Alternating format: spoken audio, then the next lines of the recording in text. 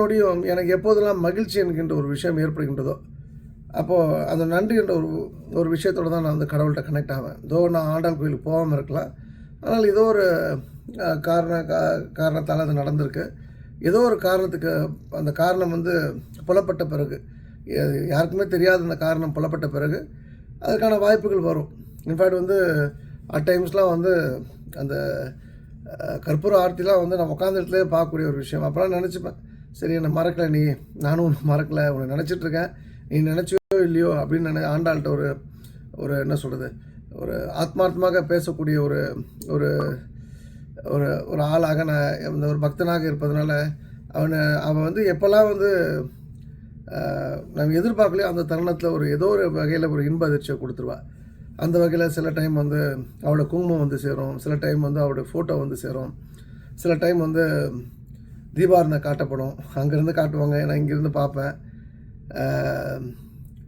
இதே போல் பழனிக்கும் ஒரு நெருக்கமான தொடர்பு உண்டு. பழனி வந்து எப்போல்லாம் போய் அங்கே போய் அந்த கோவிலில் வந்து அந்த அன்னதானத்தை சாப்பிடணும், அப்போல்லாம் ஒரு பெரிய மனநிறைவு.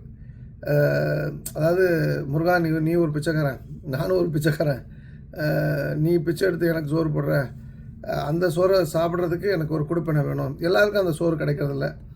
அப்படின்னும்போது அது பிச்சைக்காரனா ஏதோ முருகரை மட்டம் தட்டுற மாதிரிலாம் கிடையாது. அது ஒரு பெரிய உணர்வு. அது எல்லாருமே யாசகத்துக்காக தான் அந்த பூமிக்கு வந்திருக்கோம். யாசகம் பெறாமல் யாரும் வாழ்கிறதில்ல.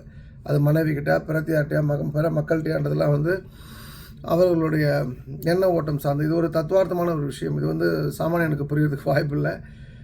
ஸோ அந்த வகையில் இந்த நிகழ்வுக்கு பெரிய காரணமாக நான் நம்புறது முழுக்க முழுக்க இறை சக்தி தான். நான் வணங்கக்கூடிய ஆண்டாளும் முருகரும் தான். நம்பர் 2, இதில் வந்து எத்தனையோ இடையூறுகள், எத்தனையோ சங்கடங்கள், எத்தனையோ வந்து ஒரு பலவீனப்படுத்தக்கூடிய சந்தர்ப்பங்கள், ஸ்பீட் பிரேக்கர்ஸ் மாதிரி பம்பர்ஸ் சில இடத்துல தூக்கி போடும், சில இடத்துல பள்ளங்கள், பள்ளத்திலே வந்து இருந்திருக்கலாம், ஆனால் அதை விட்டு ஏறி வந்தால் தான் நம்ம இலக்கை நோக்கி பயணப்பட முடியுன்றது போது தனியாக தான் ஏறணும். நம்மளை தூக்கி விடலாம், அங்கே யாரும் இருக்க மாட்டாங்க. மறுபடியும் வந்து பள்ளத்தில் போடணும், மறுபடியும் ஏறணும், மறுபடியும் வந்து திடீர்னு மழை வரும், ஆறில் நம்ம அடித்து போகப்படுவோம், அடித்து கொண்டு போகப்படுவோம். அடுத்து அந்த ஆறு போய் கடலோடு சேரும். நான் பலமுறை சொல்லியிருக்கேன், ஆறு வந்து கடலோடு சேரல, ஆறு கடலாக மாறுகின்றது. கடலோடு சேர்றதுன்றது சாமானியனோட பார்வை, ஆறு கடலாக மாறுகின்றது.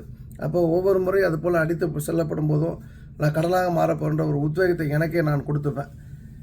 நிறைவாக நடந்த விஷயங்கள் பார்த்திங்கன்னா, நடந்த விஷயங்கள் ஒன்று, அதில் ப்ளஸ் மைனஸ் இருக்கும். நடக்கின்ற விஷயங்கள் எல்லாமே நான் ஒரு எதை நோக்கி அந்த பூமிக்கு வந்தனோ அதை நோக்கிய புள்ளியை அந்த புள்ளியை நோக்கி என்னை நகர்த்தி கொண்டிருப்பதாக நான் நம்புகின்றேன்.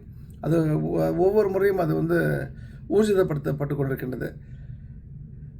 உங்களுக்கும் நான் இதன் மூலமாக சொல்கிறது, நான் பெரிய கதைகள்லாம் நான் சொல்ல விரும்பலை.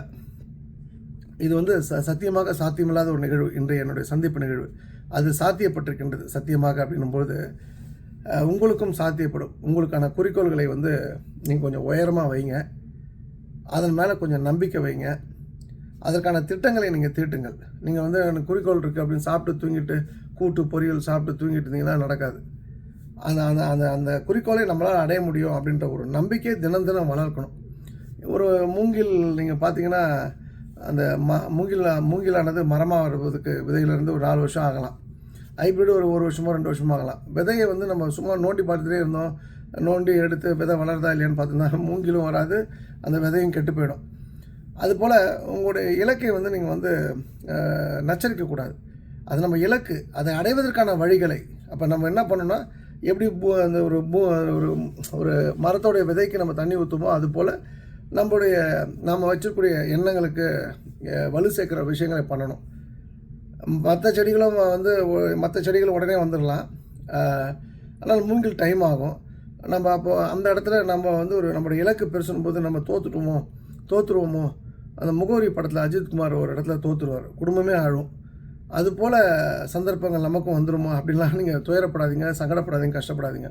நம்ம இலக்கை அடைவோம், அது திண்ணம் அப்படின்ற ஒரு முடிவோடு நீங்கள் வந்து அதை மெருகேற்றக்கூடிய விஷயங்களை பண்ணுங்கள். நான் பலமுறை சொல்லியிருக்கேன், குறிக்கோள், அதன் மேலே தன்னம்பிக்கை, கனவு கண்டு காட்சிப்படுத்துதல். நம்முடைய ஃபோக்கஸ் முழுவதுமாக அதை நோக்கி தான் இருக்கணும். இப்போ எனக்கு ஒரு இடம் வாங்குகிற விஷயத்தில் 6 நாளாக எதன் மேலேயுமே நாட்டம் இல்லை. ஏன்னா அவங்களுக்கு பணம் கொடுக்கணும். ஒரு குறிப்பிட்ட நேரத்தில் ₹1 முன்ன பின்ன இருந்தாலும் அது வந்து கெட்ட பேர் ஆகிடும். ஐயோ, அது ஒரு ப்ரெஷர். அப்போது அந்த இடத்துல நம்முடைய பயண பாதையில் ஒரு ஒரு ஒரு பஸ் ஸ்டாப் தான் அந்த ஒரு விஷயம், ஒரு பிஸ்னஸ் பண்ணணும். அப்போ அந்த பிஸ்னஸை பண்ணணும் போது அந்த பிஸ்னஸ் பண்ணணும்னு நினைக்கக்கூடிய இடத்துல அந்த பிஸ்னஸை தவிர வேறு சிந்தனை வரக்கூடாது. டிவி பார்க்கலாமா, சிவகார்த்திகேயன் படம் பார்க்கலாமா, தனுஷ் படம் பார்க்கலாமா, அதெல்லாம் வரக்கூடாது. வாய்ப்பே கிடையாது. ஸோ நீங்கள் சாப்பிட்ற நேரம் சாப்பிடலாம், தூங்குற நேரம் தூங்கலாம், பேசுகிற நேரம் பேசலாம். ஆனால் பேக் ஆஃப் த மைண்டில் ஒரு படம் ஓடிட்டே இருக்கணும் அந்த இலக்கை நோக்கிய பயணத்துக்கு.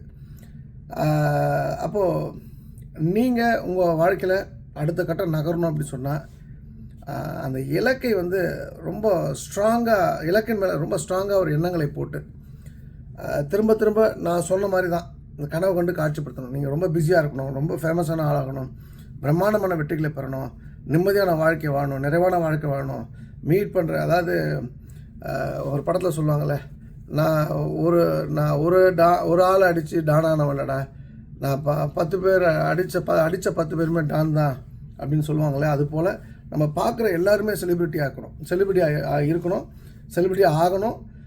அப்போ நீங்களும் சூப்பர் செலிப்ரிட்டி ஆகிடுவீங்க. இன்ஃபேக்ட் வந்து ஒரு நண்பர் கூட ஒரு கமெண்ட் போட்டிருந்தார், நான் உங்களை பார்த்து சின்ன பேச வந்தேன் அப்படின்னு சொல்லிட்டு. இப்போ நேற்று கமெண்ட் கூட பார்த்தேன். சரி, பார்க்குற இடத்தெல்லாம் பேசுறது, பார்க்குற இடத்துலாம் சங்கடத்தை கொட்டுறது, எவனாவது வந்து நமக்கு காயங்கள் வித்த மாதிரி வந்து மருந்து கொடுத்து டேப்லெட் மாதிரி சாப்பிட்டா நம்ம பிரச்சனை சால்வ் ஆகிடலாம். நம்ம கடவுள் அப்படிலாம் எதுவும் டிசைனை படைக்கலை. ஸோ உங்கள் பிரச்சனைக்கு தீர்வு உங்கள்கிட்ட தான். அப்படின்னும்போது நீங்கள் போகிற இடத்துலாம் எவன்கிட்ட ஃபோன் பண்ணி ஜோசியம் கேட்கலாம், எவன்கிட்ட ஃபோன் பண்ணி என்ன பண்ணலான்றதெல்லாம் விட்டுட்டு நீங்கள் அந்த புலம்புற ஸ்டேஜில் இல்லாமல், இப்போ நீங்கள் சொக்கலிங்கத்திலே ஒரு ஹெல்ப்னு கேட்டிங்கன்னா சொக்கலிங்கத்துக்கான நேரத்தை ஃபிக்ஸ் பண்ணுங்க. நான் பணம் கேட்டால் என்னை தூக்கி போட்டு மீதிங்க. நீங்கள் ஒரு காமனான ஒரு ஜென்ரல் சப்ஜெக்ட் பேச போகிறீங்க, ஒரு கோயில் கட்டணும், ஏதோ ஒரு விஷயம், அது என்னை பார்க்குற இடத்துல பேசாமல் உங்கள் டைம் வேணும், ஜென்ரலாக கேளுங்க. சாய் சிவா 9442636363 நம்பருக்கு ஃபோன் பண்ணி டைம் ஃபிக்ஸ் பண்ணிட்டு வாங்க, நான் மீட் பண்ண போகிறேன், சொல்ல போகிறேன். அது போல் தான் நீங்கள் வந்து இருக்கணும். கிடைச்சா தூக்கிடணும் அப்படிலாம் எண்ணக்கூடாது. அது வந்து ப்ராப்பராக இருக்கணும். ஒரு ஒரு ஒரு பொண்ணை பார்த்து ஒரு கல்யாணம் பண்ணுறது எப்படி, அதுபோல் அவசரமாக வந்து நான் 2 நாள் லவ் பண்ணால் 3ஆவது நாள் தூக்கிட்டு போய் அந்த பொண்ணு கல்யாணம் பண்ணிடுவான்னா அது விளங்காது. அவங்க அப்பா அத்தாளுக்கும் வந்து கோவம் இருக்கும், உங்கள் அப்பா அம்மாவுக்கும் கோவம் இருக்கும், அந்த லவ் மேரேஜ் வந்து விளங்காமல் போயிடும். இன்ஸ்டட் நீங்கள் அதே விஷயத்தை வந்து கொஞ்சம் அழகாக ஒரு கவரப் பண்ணி ரொம்ப அரேஞ்ச் மேரேஜ்லாம் பார்க்கலாம். அது போல் உங்களுடைய பிளானிங் இருக்கணும். இது வந்து நான் ஒரு வேறு ஒரு ஃப்ரீக்வன்சியில் பேசிகிட்ருக்கேன். இது புரியறதுக்கும் ஒரு ஃப்ரீக்வன்சி வேணும். நெட் இது வந்து இன்றைக்கி சம்பவம் நடந்திருக்குன்னா இதை நான் வந்து யோசிச்சுருக்கேன். இது இப்படி நடக்கும்னு தெரியாது, ஆனால் இது போன்ற நடக்க வேண்டும். இது போல் நம்ம ஒரு ஹோட்டலில் தங்கணும், இது போல் ஒரு ஆட்கள் கூட போகணும், இது போல் ஆட்களை மீட் பண்ணணும். நம்ம வந்து எதுவுமே இல்லாத நிராயுத பணியாக இருந்தால் கூட இந்த உலகம் அந்த இடத்துல நம்மளை தூக்கி வச்சு கொண்டாடணும் அப்படின்னு நினச்சிருந்ததெல்லாம் உண்டு, நினச்சிட்டு தான் இருக்கேன். ஸோ நீங்களும் அந்த நினைப்பை போடுங்க, எண்ணத்தை போடுங்கள். எண்ணம் தான் வாழ்க்கை, வேறு எதுவும் இல்லை. அந்த எண்ணம் நல்ல எண்ணமாக இருக்கட்டும். இப்போ எண்ணெயில் எப்படி நல்ல எண்ணெய்ன்ற ஒரு விஷயம் நம்ம சொல்கிறோமோ, எண்ணங்களே சிறந்தது நல்ல எண்ணங்கள் தான். அந்த நல்ல எண்ணத்தை நம்ம வளர்ப்போம். எப்படி மரம் வளர்ப்போம், மழை பெறுவோன்ற மாதிரி நல்ல எண்ணங்களை வளர்த்தால் உங்கள் வாழ்க்கை வளம் பெறும். இந்த நாள் வந்து எனக்கான நாள் இல்லை, இது உங்களுக்கான நாள். அத்தனை கிரெடிட்ஸும் உங்களுக்கு தான். அந்த மீட்டிங்கில் நான் என்ன பேசணும்னு